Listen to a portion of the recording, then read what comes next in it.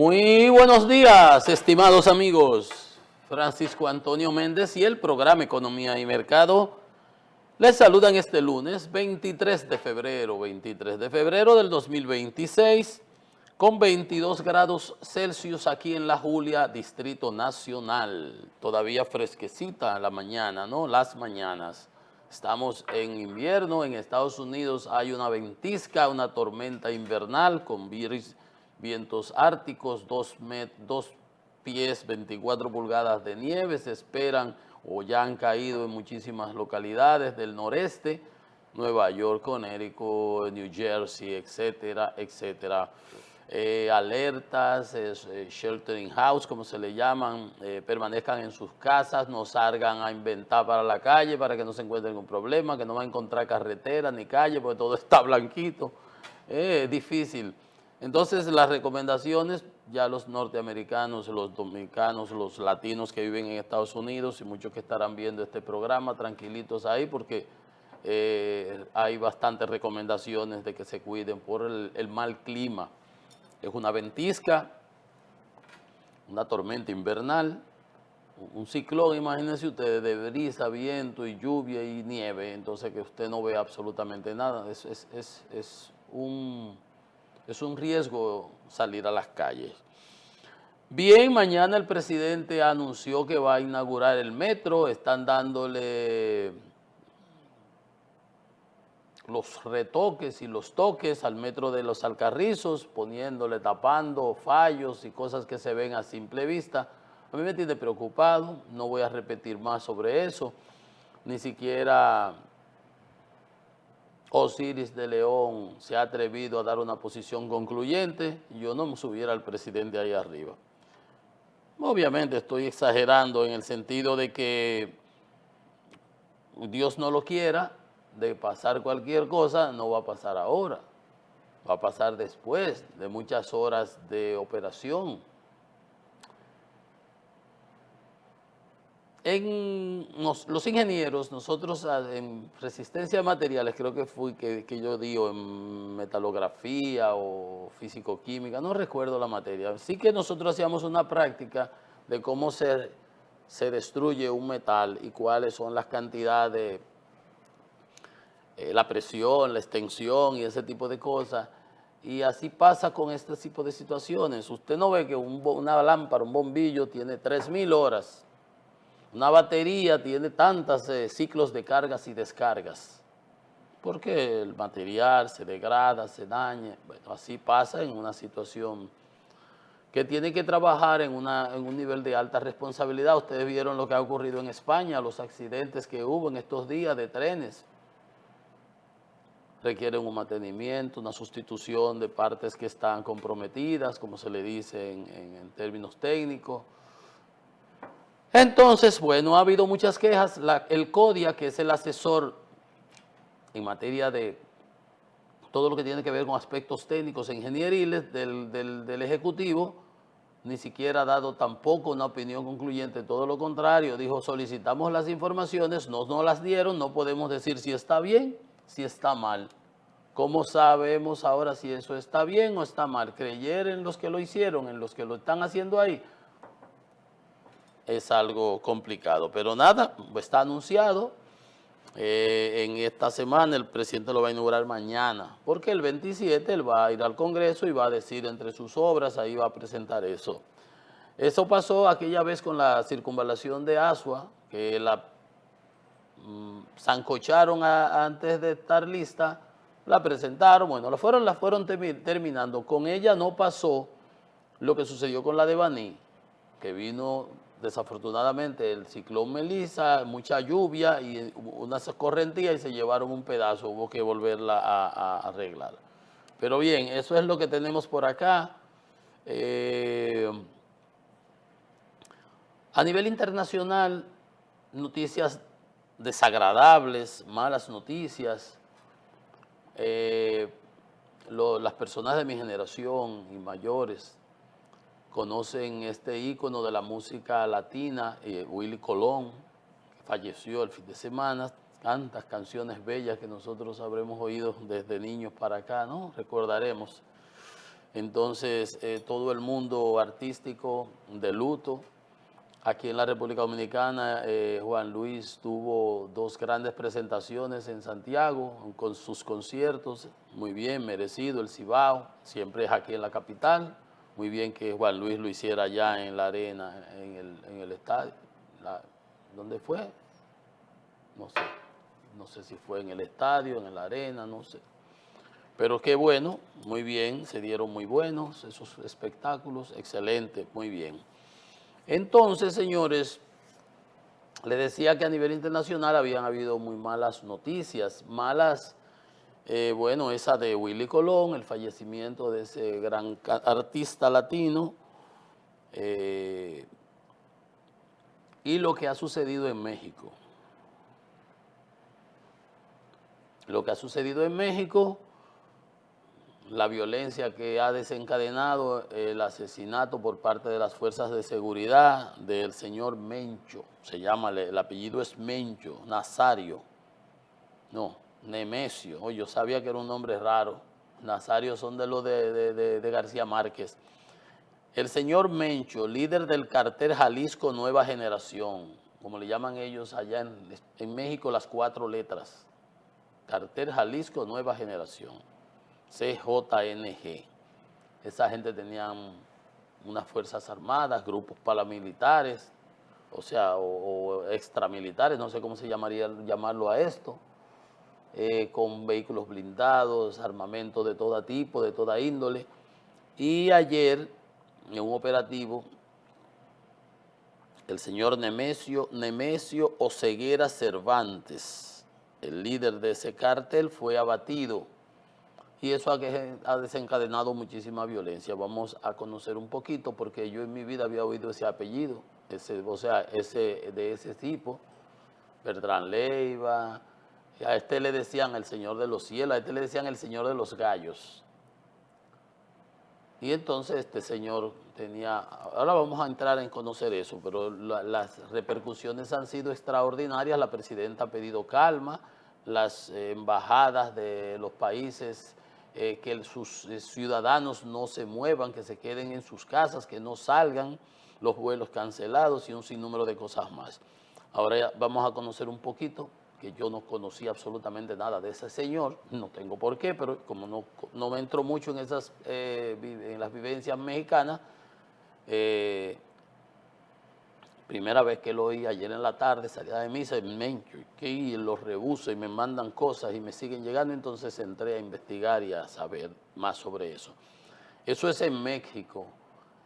Y el viernes se sucedió lo que muchos estábamos esperando, era crónica de una muerte anunciada en los Estados Unidos, que era la sentencia de la Suprema Corte de Justicia del Tribunal Supremo con relación a los procesos que tenía ya de pasadas las apelaciones que habían sido fallados por tribunales menores en relación a las tarifas aplicadas por el presidente Donald Trump, alegando, argumentando la ley de emergencia económica. Él argumentó eso, decía, por ejemplo, usó el tema del fentanilo y la seguridad nacional para ponerle los aranceles a México, a Canadá, a China. Eso fue lo primerito que él empezó, ¿se recuerda? Y le puso al acero, al aluminio, le puso a los automóviles, bueno. Pero después se inventó aquello de los aranceles recíprocos del Día de la Liberación, el Liberation Day, que lo aplicó, creo que fue el 4 de abril, y el 5 se le dispararon los mercados y los bonos del Tesoro cayeron de precio y las tasas de interés se metió casi a 5 y se armó el notemené, tuvo que echarlo para atrás, etcétera, etcétera. Entonces, el viernes el Tribunal Constitucional, el Tribunal Constitucional, la Suprema Corte de Justicia de los Estados Unidos falló diciendo que eso era ilegal, que el poder, la potestad de establecer impuestos, lo que siempre habíamos dicho aquí, que ellos no querían admitirlo y siempre, no, la palabra más bonita, tarifa, tarifa, tarifa. Esos aranceles aduanales son un impuesto encubierto. Y ahorita vamos a entrar en detalle para que ustedes vean si aquí en este programa se inventa o nos basamos en hechos concretos y objetivos. En la ciencia, en los conocimientos, y aquí no andamos inventando. Entonces, esos son los dos acontecimientos, a mi parecer, de mayor trascendencia que ha habido en este fin de semana y ameritan ser conocidos y analizados. Entonces, de entrada, vayámonos, bueno, vamos a hacer un pequeño paréntesis para decirles que el Partido de la Liberación ayer seleccionó los candidatos o los precandidatos que ellos van a como que a escoger de alguna manera sin ser oficial, porque tienen que esperar octubre, creo que es del año que viene, para poder oficializarlo, como dice la ley, y ya se ha advertido, hay sentencia a los tribunales. Y eligieron 8, en realidad fueron 4, hay 4 ahí para que hagan bulto, que son Francisco Javier, Abel no se inscribió, había mandado una carta antes, lo comentamos el viernes, la pasta de jabón en el sancocho, dijo que no se le incluyera, pero que él seguiría. O sea, él no acepta eso que haga ahí, que se haga para apoyar uno, porque él va a ir a sus primarias, presumiblemente fue lo que dejó de dicho, en el día que se haga. Francisco Javier, Domínguez Brito, mi tocayo, bueno, ambos son tocayos míos. Francisco Domínguez Brito, Francisco Javier, Charlie Mariotti y Camejo, Ventura Camejo. Y hay 4 más que ni siquiera lo sé los nombres. Bueno, el problema es que, o no hay problema, sino que Gonzalo Castillo, el señor que fue candidato anterior, que le decían el penco, fue inscrito, fue presentado, y eso presenta otro panorama complicado, aparte del de Abel, que ya es una complicación, y se decía ya Abel le echó una pasta de sancocho, unos se alegran, otros están criticando, tú ves personas filo danilistas, para llamarlo, ni siquiera filo peledeístas, o sea, inclinados al PLD más o menos que a Danilo, unos critican, otros apoyan. Entonces uno se da cuenta de que ahí hay un problema realmente. Ni siquiera vamos a entrar en las minucias de eso, ni a analizarlo, porque eso es un problema particular de ellos, sino simplemente presentarlo y hacer, como dicen en aquel refrán, están tirando de los molinos. Pues las balas vienen de allá lo que quedaba allá arriba era los molinos, eso fue cuando la revolución aquí. Y presento eso así de manera metafórica para decirle que cuando usted ve, no le vamos a llamar bocina, pero sí personas filo-peledeístas, más filo-danilistas, que apoyan la presentación de esa candidatura de Gustavo, Gustavo Sánchez, que anda con él atrás, cargando aquí como el hombre con el bacalao a cuesta, a Gonzalo, y usted ve a otros que también son muy danilistas, muy amigos y todo, y siempre empujando y por el pro PLD y pro Danilo, criticando esa decisión, ya usted puede ver que ahí hay un problema sin nosotros tener que entrar a analizarlo, porque no vamos a perder a dedicarle tiempo, no perderlo, sino a dedicarle tiempo en esta ocasión, simplemente presentarlo en blanco y negro en función de esos analistas que sí se enjuagan la mano, que sí se mojan la mano, que sí se involucran dándole asistencia, asesoría en los medios, y usted ve cómo uno opinan sobre el mismo tema de manera muy diferente.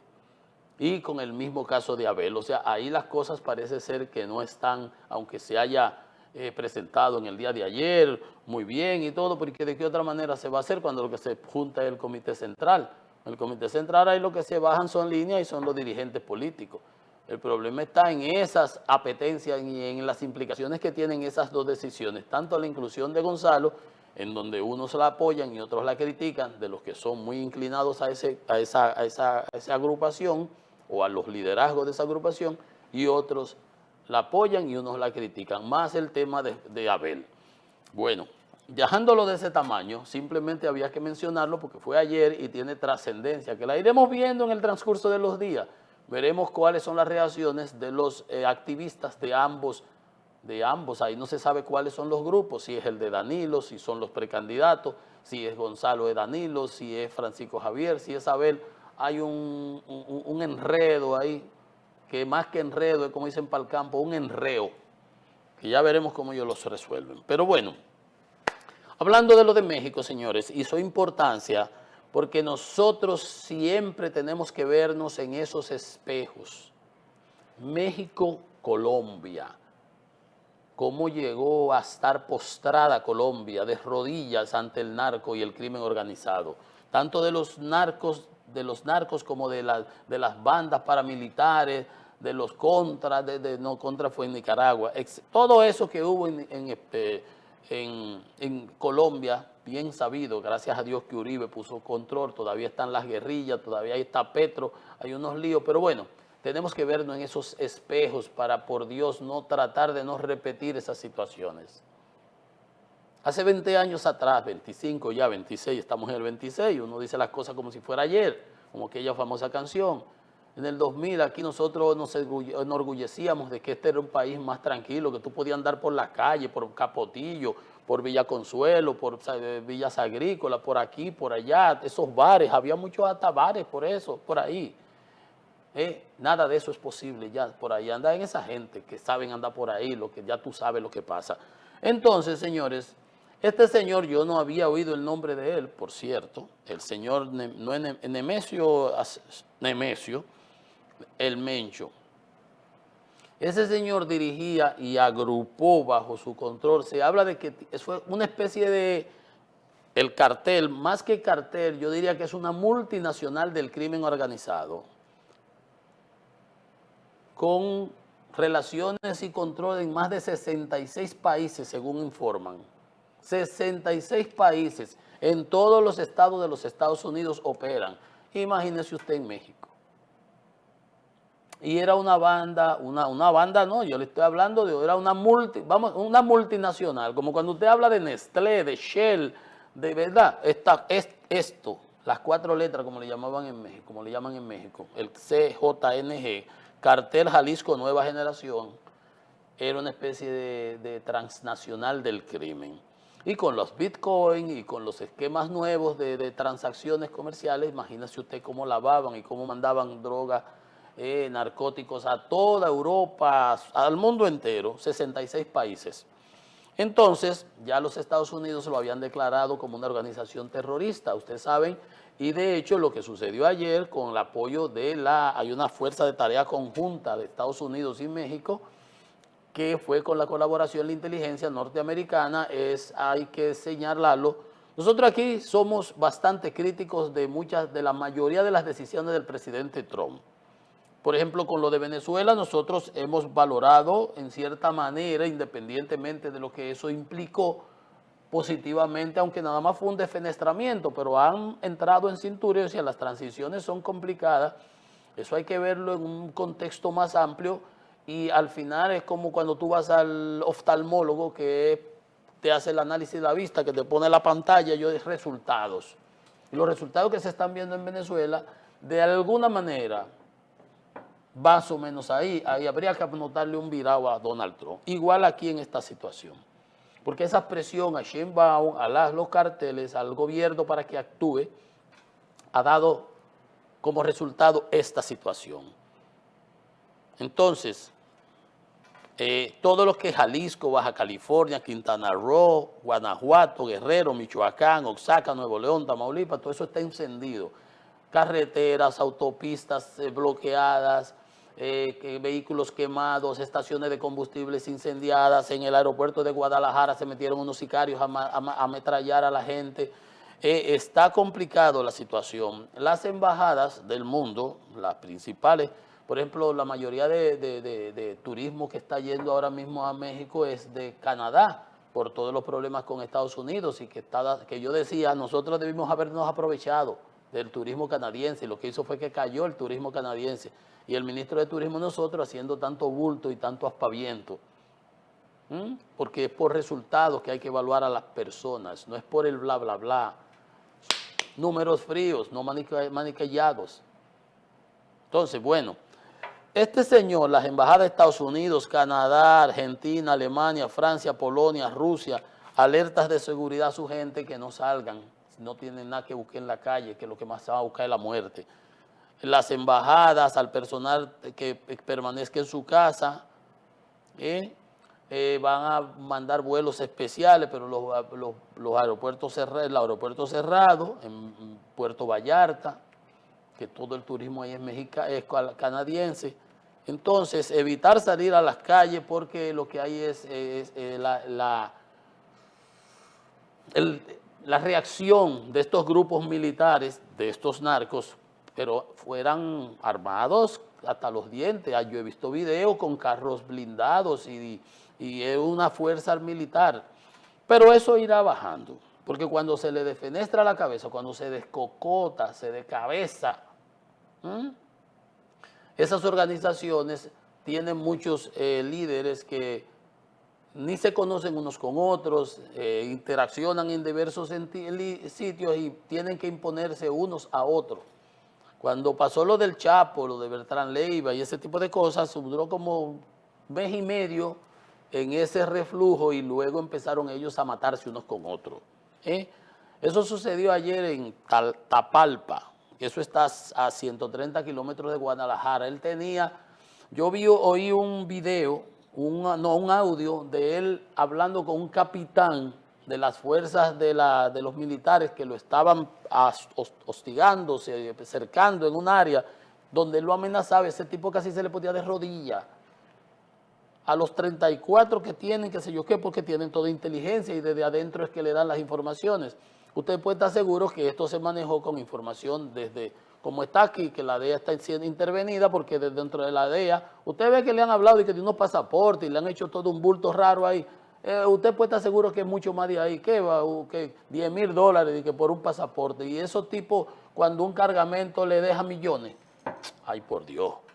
Pero vamos a seguir con lo que estamos. Entonces, lo confirmaron los norteamericanos que colaboraron y evidentemente la Fuerza de Tarea Interinstitucional Conjunta Anticartel, así se llama una unidad de inteligencia conformada, para sacar, tú sabes, a los que están ahí. ¿Por cuántas denuncias hay? Usted ve en las redes las denuncias que se hacen de aquí, de todo, de lo que pasa en los aeropuertos, de los que están con nombres y apellidos, dan nombres y no pasa nada, ni cancelan a nadie. Entonces, los norteamericanos, recuérdense cuando el caso de César el Abusador, un operativo arrancó ese domingo en la madrugada, creo que fue, y César había estado con toda su gente en un resort en Punta Cana. Ya él estaba informado de lo que iba a pasar. Se metieron en todos los sitios, las discotecas, los negocios y todo, pero ya él le habían dado el pitazo y él se fue por ahí por Pedernales, para Colombia, o se escondió. Después lo andaban buscando por Jarabacoa, unos líos ahí. Bueno, el punto es que una vez llegó la DEA, no, el FBI, a Puerto Rico con 2 aviones 747 y se llevó a la policía entera y la DEA y todos presos por una investigación, porque si tú le dices a ellos mismos, se dan la información. Entonces aquí obviamente que los norteamericanos que tenían una recompensa de 15 millones por información o lo que fuese para agarrar a este Turpin, ya ustedes saben, ahí está, lo incluyeron en la lista terrorista y ahí está. Yo no había oído ese nombre de ese señor, para que vean, pues yo no ando siguiendo estas cosas, pero uno tiene que saber de eso. Y la situación en México está muy complicada por las reacciones de estos terroristas, criminales, del crimen organizado, de estos narcos. Y ya les he dicho, carreteras, autopistas interrumpidas, bombas de estaciones de gasolina quemadas, se tiran la gasolina afuera para que se incendie muchísimo. Tú ves las fotos y los videos y ves en Puerto Vallarta humo por donde siquiera, como si fuera una guerra civil. Y obviamente eso va a tomar su tiempo, pero el poder de represión del Estado, el Estado no puede sucumbir ante esos grupos y de hecho lo que había hecho, hay 2 países que yo he visitado mucho aquí en Latinoamérica, los que más he visitado, diríamos, no mucho, ¿no? Los que más he visitado, uno es México y otro es Chile, no sé, por diversas razones. Y yo conozco a México desde los 80 y tantos. La primera vez que fui a estudiar, yo vine al país de estudiar fuera, después empecé a trabajar y fui y duré como 50, 60 días estudiando en una ocasión en la UNAM. Desde entonces, en los 80 y pico, conozco yo a México.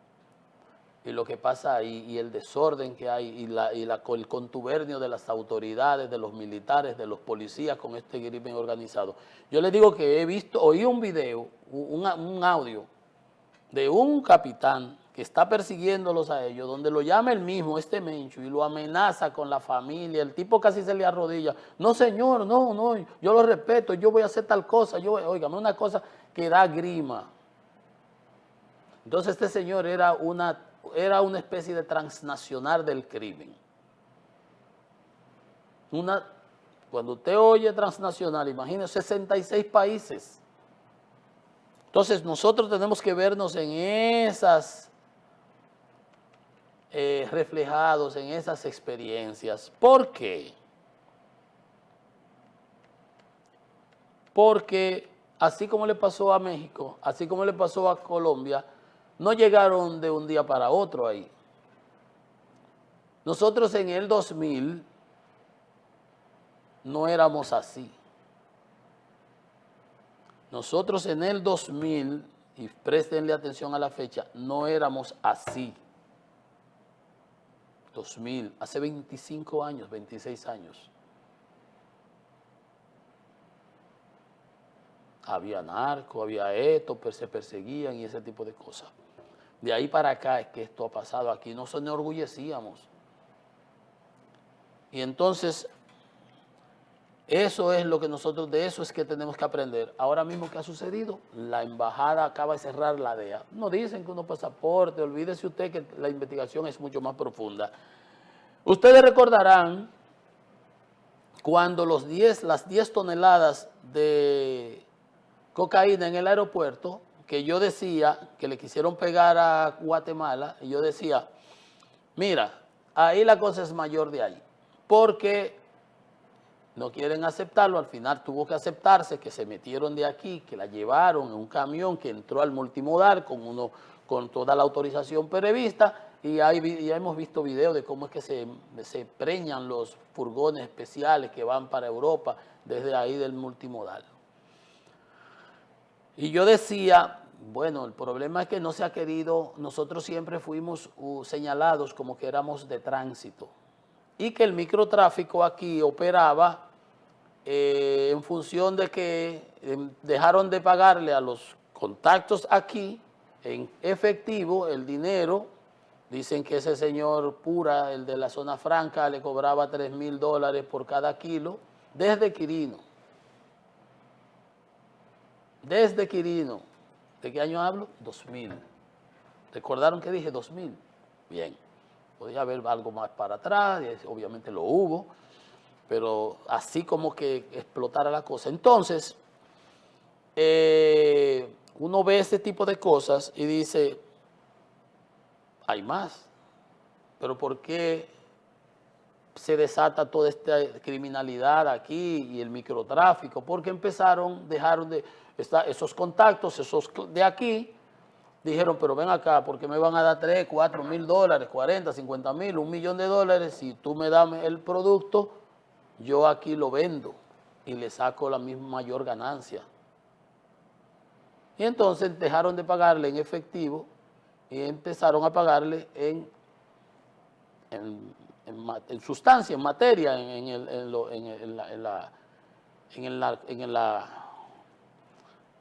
la droga. Y empezaron a venderla aquí. Y entonces ahí empezó todo. Pero que cuando las autoridades hicieron su almaraco y su alboroto y dijeron y querían pegárselo a Guatemala, y Guatemala se plantó y dijo, un momento, busquen ustedes dónde fue su droga, no fue aquí. Nunca se explicó, ahí hay unos guaremates presos, nadie con peso específico realmente. Yo le dije, para vaquear esos 40 toneladas, esas 10 toneladas, había que buscar 30, 35, 40 millones de dólares, eso no es cualquiera. Ahí los que están presos no son los que tenían el power para eso. Y entonces yo dije, y por eso es que en este programa podemos alardear de eso, que somos coherentes con ese tipo de cosas. Yo dije, lo que no quieren las autoridades es reconocer que ya nosotros no somos un puente de tránsito. que ya nosotros pasamos a un estadio superior con sus implicaciones. ¿Y cuál era el estadio superior? Que ya dejábamos de ser un puente de tránsito y nos convertíamos en un almacén para ir disparando logísticamente en función de cómo a ellos les pareciera. Mira este caso de Fricolandia, de Yeyea, de Jorge Pura, ese mismo, exacto, no Yeyea o Jorge Pura o el otro, Gaspar Polanco, que la llevaban a un resort en Puerto Plata y de ahí las montaban en una lancha rápida que habían comprado para esos fines, que cobraban 5,000 por cada kilo, y la montaban en un otro barco en alta mar, y de ahí la llevaban para Miami, qué sé yo, Florida, por allá, para Estados Unidos. Todo eso ya se estaba dando aquí, y se está dando, y acaban a cada rato están extraditando, entre comillas, no los extraditan porque desde el gobierno les permiten irse a entregar allá, después que arreglan su mundo aquí. 4 meses duró este señor Jorge Puras, el asesor de Zonas Francas, porque el otro Gaspar Polanco se entregó en octubre y él se entrega el 2 de febrero. O le permitieron hacer todo lo que él tenía que hacer aquí, limpiar, vender, limpiar sus cosas, ¿verdad? Para después entregar con su cara linda, negociar lo que pudiera, no sé. Pero ¿dónde quiero y con qué quiero concluir? Que yo decía que las autoridades habían hecho todo este aparataje y habían minimizado el asunto y habían esquineado el asunto para no reconocer que ya éramos un sitio de almacenamiento.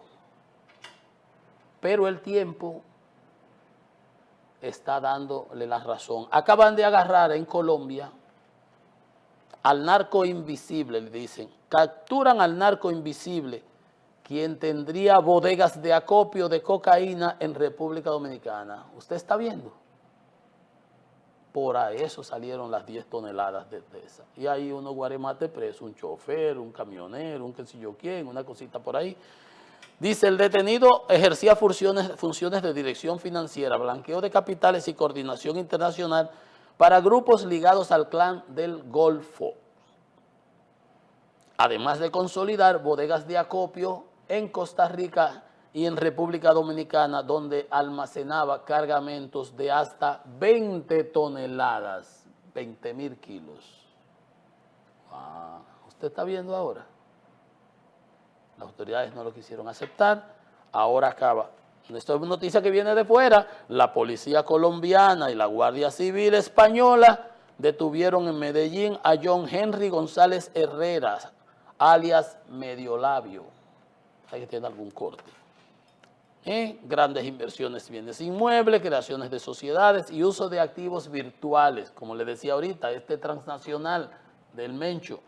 Recurrían al método de Hawala, un mecanismo de intercambio de divisas que consiste en el manejo de códigos o tokens a través de redes encriptadas para pagar los cargamentos, Bitcoin y cosas de esas, para que ustedes vean a qué nivel están estos señores del narco, que ya no tienen que venir con un cargamento, una maleta llena de dólares ni nada por el estilo.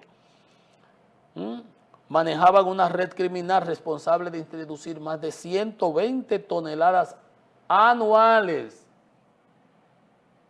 de coca a Europa. Y aquí tenían sus almacenes fiscales, estoy relajando, donde almacenaban hasta 20 toneladas. ¿Usted está viendo? Entonces usted sabe por qué han cerrado la cosa de aquí y por qué aquella vez con lo del aeropuerto no se quiso hablar claro.